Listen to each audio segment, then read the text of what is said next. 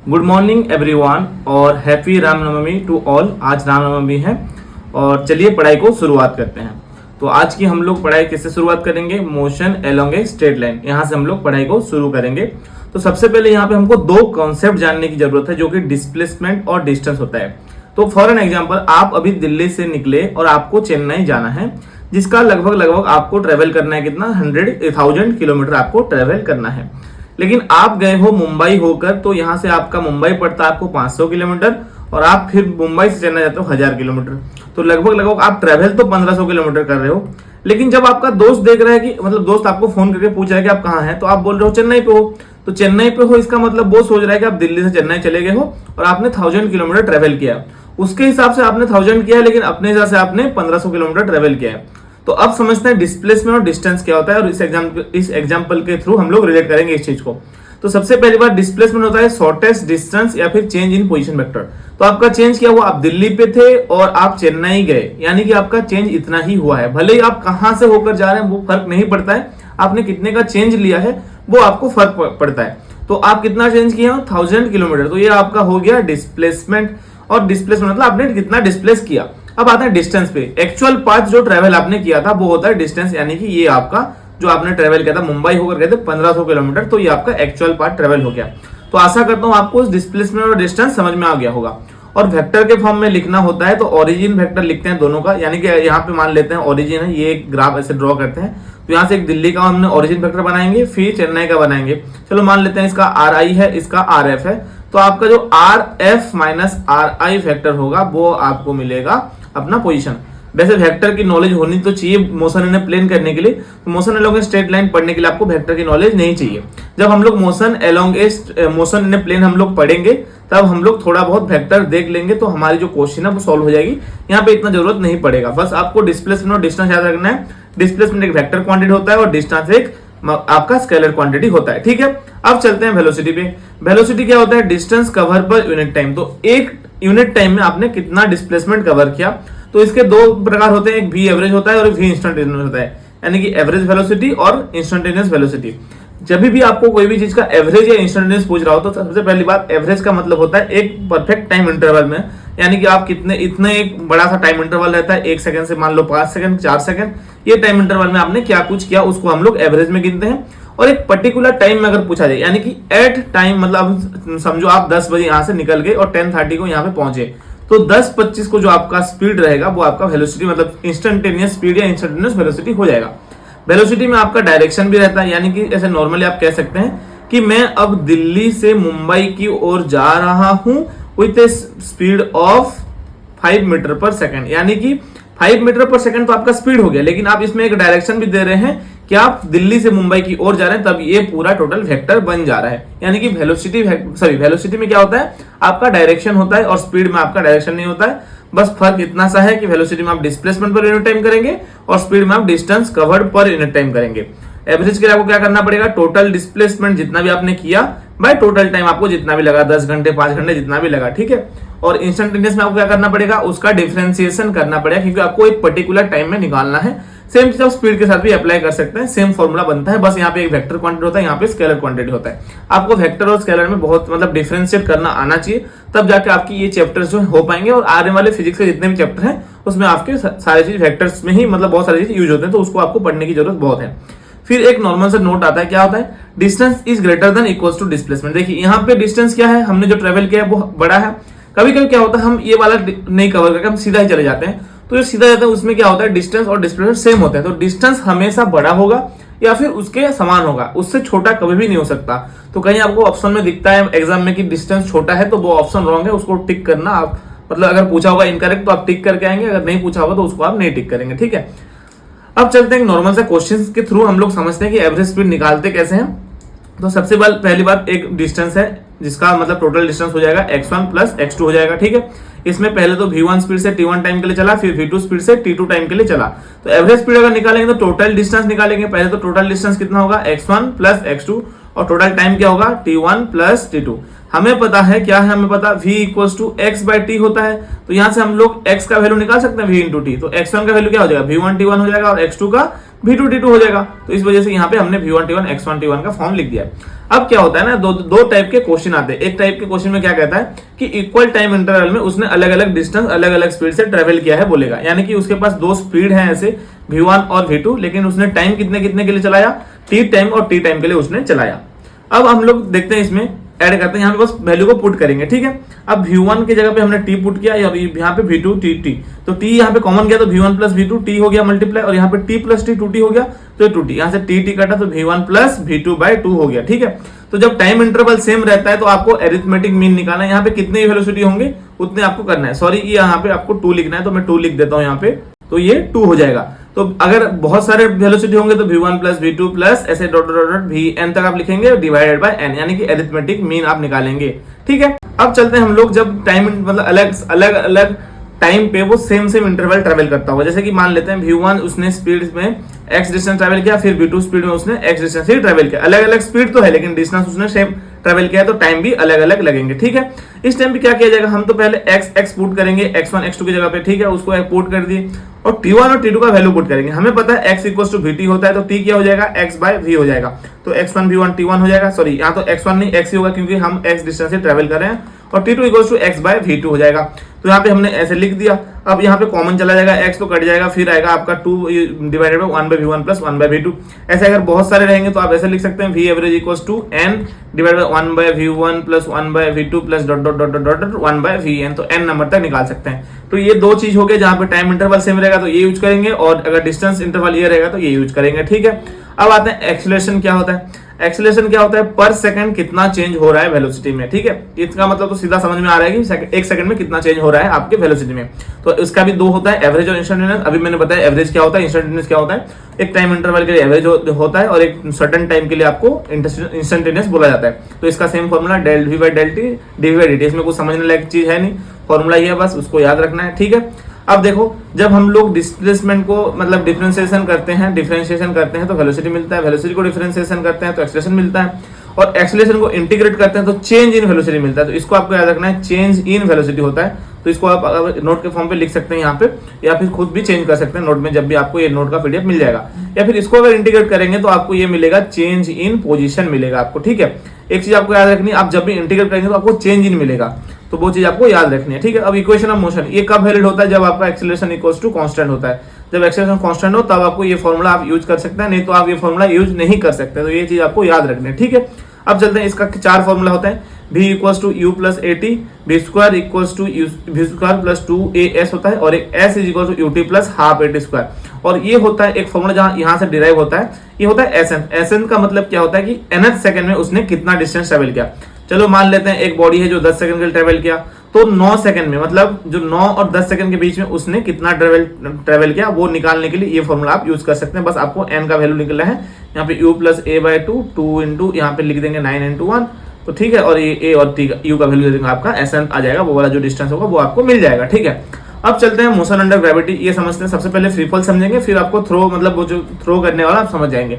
Free fall में क्या होता है, फ्री फॉल का मतलब है आराम से ऐसे गिरा दिया आपने कोई भी चीज को। गिराने का मतलब क्या होता है, आपने कोई इनिशियल वेलोसिटी नहीं दिया, लेकिन एक्सीलरेशन आपको, एक्सीलरेशन ड्यू टू ग्रेविटी क्या है, नीचे की तरफ खींच रहा है, इसकी वजह से आपका वेलोसिटी बढ़ते जाएगा और नीचे कुछ ना कुछ वेलोसिटी बनेगा। तो ये वेलोसिटी क्या होगा वो भी हम लोग अभी कैलकुलेट करने वाले हैं, ठीक है। उसने कितना डिस्टेंस ट्रेवल किया, एच डिस्टेंस। सबसे पहले हम लोग नेगेटिव, मतलब नीचे जो आ रहा है उसको पॉजिटिव मान रहे हैं, ऊपर जो जा रहा है नेगेटिव मान रहे हैं। तो एक्सीलरेशन ड्यू टू ग्रेविटी कहाँ आ रहा है, नीचे आ रहा है, तो उसको हम लोग पॉजिटिव मानेंगे। यहाँ पे आपका जो ये डिस्टेंस है, ये एच, ये भी पॉजिटिव होगा क्योंकि नीचे आ रहा है। अगर ऊपर जाता है उसको हम लोग नेगेटिव मानते हैं। तो फॉर्मूला में इन सब चीजों को पुट करते हैं। सबसे पहला फॉर्मूला होता है ये वाला इक्वेशन, तो इसमें अगर पुट करेंगे तो u तो हमने 0 पुट करना है, और इसको हमने g पुट करना है, तो हमको मिल जाएगा v equals to 0 plus G T. यहाँ से हम लोग v का वैल्यू निकाल सकते हैं, v is equals to G T भी निकाल सकते हैं। और टाइम का अगर निकालेंगे तो क्या होगा, v बाय g निकलेगा, जो कि हमने यहाँ पे निकाल रखा है, ठीक है। अब सेकंड फॉर्मूला में पुट करते हैं, हम सेकंड में पुट करेंगे तो इसका वैल्यू हम लोग 0 पुट करेंगे, इसका वैल्यू हम लोग g पुट करेंगे, और इसका वैल्यू हम लोग h पुट करेंगे। जहाँ पे आपको v square equal to 2gh मिल जाता है, v स्क्वायर इक्वल्स टू आपको मिल गया 2gh, तो v क्या मिलेगा, रूट अंडर 2gh आपको मिलेगा। तो ये आपका यहाँ का वेलोसिटी भी आप निकाल सकते हैं, आपको अगर हाइट पता हो तो।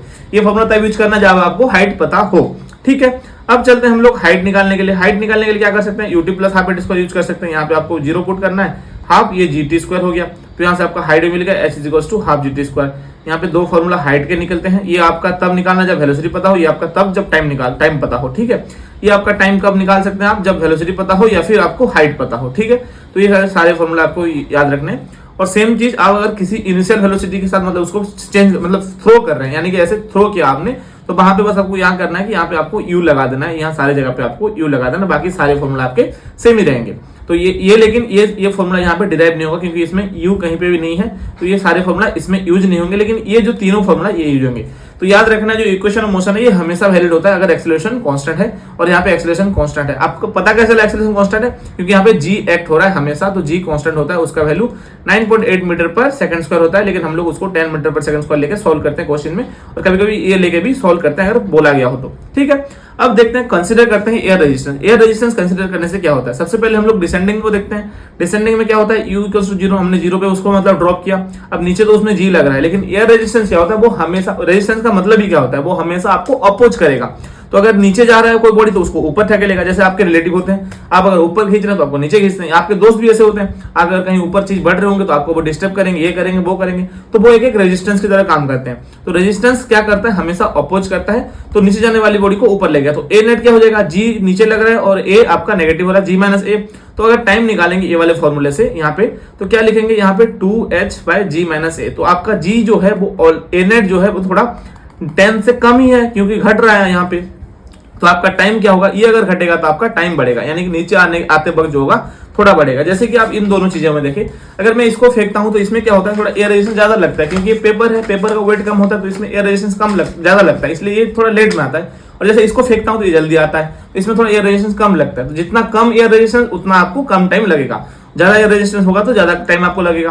तो ये हो गया डिसेंडिंग की बात। अब चलते हैं असेंडिंग में। असेंडिंग का मतलब क्या, आपने नीचे से कोई बॉडी को ऐसे फेंका, जब आप ऊपर फेंक रहे होंगे तब भी आपका जी तो नीचे ही लग रहा होगा, जी का तो डायरेक्शन नीचे ही लगता है, जी तो हमेशा नीचे ही खींचेगा, लेकिन जो ए होता है वो भी आपका नीचे लगा, पहले ऊपर लगता था अब नीचे लगेगा। क्यों लगेगा, क्योंकि आप ऊपर जा रहे हैं तो ये आपको नीचे लगाएगा, ये हमेशा आपके मोशन को अपोज करता है। जब आप नीचे जा रहे थे आपको ऊपर लगा रहा था, जब आप ऊपर जाएंगे तो ये नीचे लगाएगा, जिसकी वजह से क्या होगा, ए नेट पे ये ऐड हो जाएगा। तो ये जो ए नेट होगा वो 10 से बड़ा होगा, जिसकी वजह से ये बड़ा होने की वजह से ये आपका टाइम छोटा हो जाएगा, तो आपको कम टाइम लगेगा। जैसे इसको आप देख सकते हैं, दोनों हम फेंकेंगे तो ये जो है ये जल्दी ये भी पे 0 पे आ जाएगा, लेकिन ये थोड़ा ऊपर जाके भी इसका 0 आएगा, तो जो टाइम है वो थोड़ा इसके लिए लाइट क्यों कम होगा, क्योंकि इसका एयर रेजिस्टेंस ज्यादा हो जाएगा। तो ये चीजें आपको याद रखनी है, और इनमें दो फॉर्मूले हैं, और इस फॉर्मूले में एक रिलेशन है कि टी डिसेंडिंग जो होता है वो थोड़ा बड़ा होता है टी असेंडिंग से, ये भी आपको याद रखना है, और एक प्रीवियस क्वेश्चन में ये शायद आया था।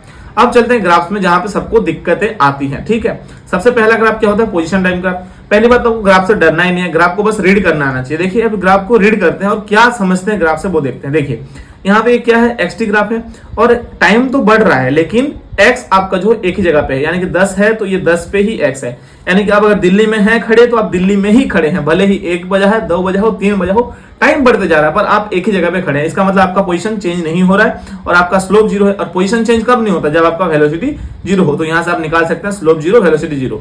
और एक बात आपको पता ही होगा कि स्लोप जो होता है वो वेलोसिटी देता है। ठीक है, अब क्या है, आप जो है अपना पोजीशन चेंज करते जा रहे हो, यूनिफॉर्मली चेंज कर रहे हैं, यानी कि अब 1 मीटर में आपने 1 सेकंड में 1 ही मीटर ट्रेवल कर रहे हैं, और 1 ही मीटर और 1 सेकंड में ऐसे आप यूनिफॉर्मली ट्रेवल कर रहे हैं। मतलब आपका वेलोसिटी क्या है, आपका वेलोसिटी कांस्टेंट है, क्योंकि ये स्लोप जो है tan थीटा, ये tan थीटा होता है स्लोप, ये आपका कांस्टेंट है, इसलिए आपका वेलोसिटी भी कांस्टेंट है। ठीक है, यहां से आप लिख सकते हैं, मैं लिख देता हूं, वेलोसिटी आपका कांस्टेंट है।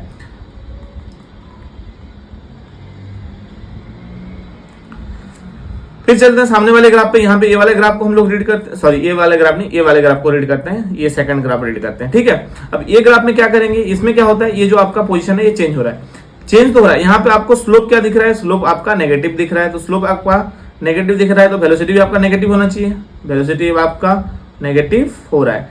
नेगेटिव वेलोसिटी का मतलब ये नहीं होता कि वेलोसिटी आपका घट रहा है, इसका मतलब आपका वेलोसिटी घट नहीं रहा, आपका वेलोसिटी अभी भी कांस्टेंट है, क्योंकि आपका स्लोप अभी भी कांस्टेंट है।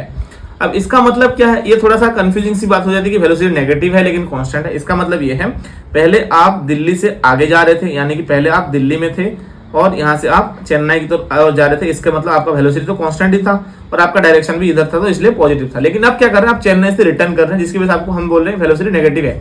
जैसे ऐसे मान सकते हो, पहले गियर में हम लोग गियर डालते हैं, 1 नंबर गियर डाल के हम लोग 10 मीटर पर सेकंड की स्पीड से आगे बढ़ रहे हैं, तो उसका वेलोसिटी आप पॉजिटिव बोल सकते हैं। फिर आप रिटर्न कर रहे हैं, यानी कि बैकवर्ड जब कर रहे हैं और 10 मीटर पर सेकंड की स्पीड से जा रहे हैं, लेकिन बैकवर्ड जा रहे हैं, इसका मतलब आप पीछे जा रहे हैं, इसका मतलब आप नेगेटिव वेलोसिटी के साथ जा रहे हैं। और दोनों केस में क्या है 10-10 मीटर पर सेकंड स्क्वायर है, यानी कि वेलोसिटी तो कांस्टेंट है, लेकिन आप पहले में आगे जा रहे हैं पॉजिटिव की ओर और दूसरे में नेगेटिव की ओर।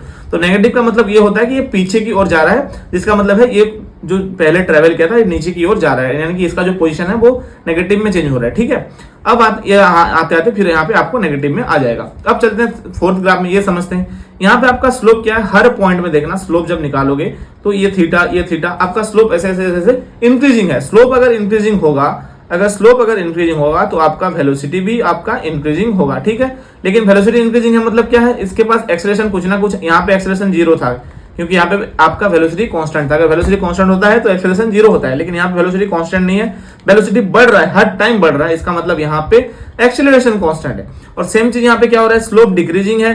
अगर स्लोप डिक्रीजिंग होगा तो आपका वेलोसिटी क्या हो जाएगा, वेलोसिटी भी आपका डिक्रीजिंग होगा। और यहाँ पे एक्सेलरेशन की जगह पे यहाँ पे आपके पास क्या है, यहाँ पे आपके पास रिटार्डेशन है, जिसकी वजह से आपका वेलोसिटी घट रहा है। ठीक है, अब ये तो हो गई पोजीशन टाइम ग्राफ की बात। अब आते हैं वेलोसिटी टाइम ग्राफ की बात।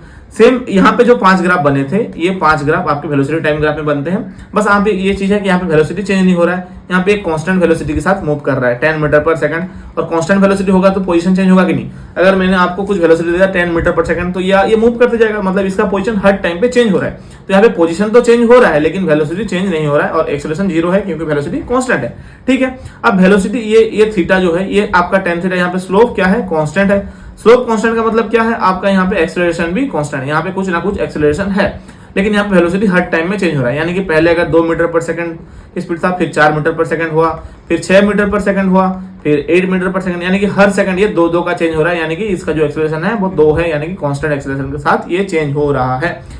और जब इसका हम लोग एरिया निकाल लेंगे, यानी कि ये अगर एक ट्रायंगल मान लेते हैं और इसका हम लोग एरिया निकाल लेंगे half into base into height, तो आपको मिल जाएगा कि इसने कितना पोजीशन चेंज किया है, वो आपको मिल जाएगा। तो आपको क्या है, वेलोसिटी टाइम ग्राफ का एरिया में क्या मिलता है, चेंज इन डिस्प्लेसमेंट मिलता है, और स्लोप में आपको एक्सेलरेशन मिलता है। सेम आप ये सारे ग्राफ को भी रीड कर सकते हैं, कोई दिक्कत वाली बात नहीं। यहाँ पे क्या है, स्लोप आपका नेगेटिव है, मतलब आपका एक्सेलरेशन ये नेगेटिव है। एक्सेलरेशन नेगेटिव का मतलब क्या होता है, एक्सेलरेशन नेगेटिव का मतलब होता है रिटार्डेशन। ठीक है, रिटार्डेशन मतलब क्या है, वेलोसिटी घट रहा है, वेलोसिटी घट रहा है। इसका भी एरिया निकाल लेंगे तो आपको मिल जाएगा क्या, पोजीशन, चेंज इन पोजीशन मिल जाएगा। यहाँ पे आपका स्लोप इंक्रीजिंग है, स्लोप अगर इंक्रीजिंग है तो आपका एक्सेलरेशन भी इंक्रीजिंग होगा। यानी कि यहाँ पे वेलोसिटी पहले 2 मीटर पर सेकंड था, तो सेकंड में क्या होगा 4 आ जाएगा, लेकिन ये हो जाएगा 8, ये हो जाएगा 17, ऐसे कुछ यूनिफॉर्मली चेंज नहीं होगा, यानी कि अनयूनिफॉर्मली चेंज होगा, लेकिन जो एक्सेलरेशन होगा वो यूनिफॉर्मली चेंज होगा। कैसे चेंज होगा, 2 मीटर पर सेकंड पहले एक्सेलरेशन था, फिर एक्सेलरेशन 4 मीटर पर सेकंड हुआ। यहाँ पे एक्सेलरेशन चेंज हो रहा है, इसलिए वेलोसिटी में बहुत सारे चेंजेस अलग अलग आएंगे। तो यहाँ पे वेलोसिटी का जो चेंज है वो कांस्टेंट नहीं है, वो वेरिएशन है। सेम चीज यहाँ वेलोसिटी कांस्टेंट की ओर घट रहा है, यानी कि यहाँ पे एक्सेलरेशन रिटार्ड कर रहा है। ये जो नेगेटिव, अभी स्लोप नेगेटिव मतलब नेगेटिव तो नहीं गया है, लेकिन जो एक्सेलरेशन है वो घट रहा है धीरे धीरे। यानी कि पहले एक्सेलरेशन था 10 मीटर पर सेकंड स्क्वायर, तो अब आ रहा है आपका 8 मीटर पर सेकंड स्क्वायर। एक टाइम आएगा जब एक्सेलरेशन 0 हो जाएगा, जिसकी वजह से वेलोसिटी कांस्टेंट हो जाएगा। ठीक है, फिर आएगा एक्सेलरेशन नेगेटिव में आ जाएगा, फिर आपका वेलोसिटी घटने लगेगा। पहले तो ये यहाँ तक वेलोसिटी बढ़ रहा है, इसका मतलब ये वेलोसिटी घट नहीं रहा है। सॉरी, यहाँ पे मैंने गलत बोल दिया था, यहाँ पे वेलोसिटी नहीं घट रहा है। क्यों नहीं घट रहा है, क्योंकि एक्सेलरेशन 10 मीटर पर सेकंड का मान लेते हैं पहले है, तो यहाँ पे वेलोसिटी को बढ़ाएगा। ये एक्सेलरेशन फिर 8 मीटर पर सेकंड है, एक्सेलरेशन तो घट रहा है लेकिन वेलोसिटी को तो ये अब भी 8 से ही बढ़ाएगा। फिर अगर ये 6 भी हो रहा है तो वेलोसिटी को 6 से बढ़ाएगा, फिर ये 4 हो रहा है तो 4 से बढ़ाएगा, फिर अगर ये 0 भी हो रहा है तब वेलोसिटी कांस्टेंट रहेगा। लेकिन जब एक्सेलरेशन नेगेटिव में जाएगा उसके बाद आपका वेलोसिटी घटना शुरू होगा। तो अभी तक यहाँ तक घटना शुरू नहीं हुआ जब तक ये आपका स्लोप 0 नहीं हो जाता। स्लोप 0 होने का जब ये वाला ग्राफ ऐसे जाने लगेगा तब आपका वेलोसिटी आपका घटेगा। पहले तो यहाँ से यहाँ तक वेलोसिटी इंक्रीजिंग है, तो ये चीज आपको याद रखनी है, वेलोसिटी इंक्रीजिंग है। ठीक है, अब एटी ग्राफ का क्या है, एटी ग्राफ का एरिया आपको देता है चेंज इन वेलोसिटी। वैसे ये सिलेबस में है नहीं, पढ़ना नहीं होता, लेकिन आपको बता दिया कि एटी ग्राफ का जो होता है इसमें ज्यादा कुछ जानना नहीं होता, बस इतना जानना होता है चेंज इन वेलोसिटी आपका ये होता है। अब जानते हैं कौन कौन सा ग्राफ एग्जिस्ट नहीं करता। सबसे पहली बात, ये वाला ग्राफ एग्जिस्ट नहीं करता। क्यों एग्जिस्ट नहीं करता, क्योंकि वीटी ग्राफ है और एक टाइम पे मान लेते हैं, एक टाइम हुआ है 10:30 आपका पीएम हुआ है अभी, और 10:30 पीएम में क्या हो रहा है, 10:30 पीएम में आपके पास 2 वेलोसिटी है, यानी कि आपके पास 2 वेलोसिटी हो ही नहीं सकते। 10 मीटर पर सेकंड और 15 मीटर पर सेकंड, आप एक टाइम पे कैसे 2 वेलोसिटी आपके पास नहीं हो सकते। सेम चीज आप एक टाइम पे 2 जगह पे भी नहीं हो सकते, तो एक्सटी ग्राफ भी आपका रॉन्ग है, यानी कि आप दिल्ली और मुंबई में एक टाइम पे कैसे हो सकता है, नहीं हो सकते। तो ये ग्राफ भी एग्जिस्ट नहीं करता, ये सारे ग्राफ आपके एग्जिस्ट नहीं करते हैं। सेम चीज स्पीड कभी नेगेटिव नहीं होता, वेलोसिटी नेगेटिव होता है, लेकिन ये अगर ग्राफ होता, अगर वेलोसिटी का होता तो ये ग्राफ सही होता। ये ग्राफ स्पीड की है और स्पीड कभी नेगेटिव नहीं होता, इसकी वजह से ये ग्राफ भी रॉन्ग है। ये अगर डिस्प्लेसमेंट का ग्राफ होता तो ये ग्राफ सही है, क्योंकि नेगेटिव में डिस्प्लेसमेंट जा सकता है लेकिन डिस्टेंस नहीं जा सकता, क्योंकि आप दिल्ली से मुंबई गए हो और मुंबई से दिल्ली आओ, तो आपका डिस्टेंस क्या होगा, पहले 500 कवर किए फिर 500, तो आपका डिस्प्लेसमेंट क्या होता है, डिस्प्लेसमेंट आपका जीरो हो सकता है, पहले 500 किए और फिर 500 आ गए तो नेगेटिव में 500 आ गए तो आपका जीरो हो जाएगा, लेकिन आपका जो डिस्टेंस है वो तो 1000 ही रहने वाला, आपने 1000 डिस्टेंस कवर किया, क्योंकि एक्चुअल डिस्टेंस पाथ कवर होता है, तो डिस्टेंस का नेगेटिव कभी नहीं हो सकता और स्पीड का भी नेगेटिव नहीं हो सकता, तो ये दोनों ग्राफ रॉन्ग है। ठीक है, अब ये क्या हो रहा है, ये टाइम तो चेंज नहीं हो रहा है, लेकिन आपका एक्स जो है हमेशा चेंज हो रहा है। अब ऐसा हो नहीं सकता कि आप टाइम एक ही टाइम पे आप अलग अलग पोजीशन में चेंज होते जा रहे हैं, चेंज होते जा रहे हैं, दिल्ली, मुंबई, चेन्नई सब जगह पहुंच जा रहे हैं, नहीं पहुंच सकते, ये चीज भी नहीं हो सकता। सेम चीज वेलोसिटी के साथ भी नहीं हो सकता और सेम चीज आपके एक्सेलरेशन के साथ भी नहीं हो सकता। तो ये ग्राफ भी आपके एग्जिस्ट नहीं करता, उसको एक एडिशनल ग्राफ यहाँ पे बना सकते हो एक्सेलरेशन का, यहाँ पे 80, और ये ग्राफ भी आपका एग्जिस्ट नहीं करता है। तो ये होगी ग्राफ की बात। आशा करता हूँ आपको ये लेक्चर समझ में आया होगा और मिलते हैं आज रात को एक नए लेक्चर में रे ऑप्टिक्स में। वैसे ये लेक्चर कल आना चाहिए रे ऑप्टिक्स का, लेकिन कल कुछ कारणों की वजह से नहीं आ पाया था, तो आज रात 10 बजे रे ऑप्टिक्स आपको मिल जाएगा। तो मिलते हैं, तब तक के लिए जय हिंद, वंदे मातरम।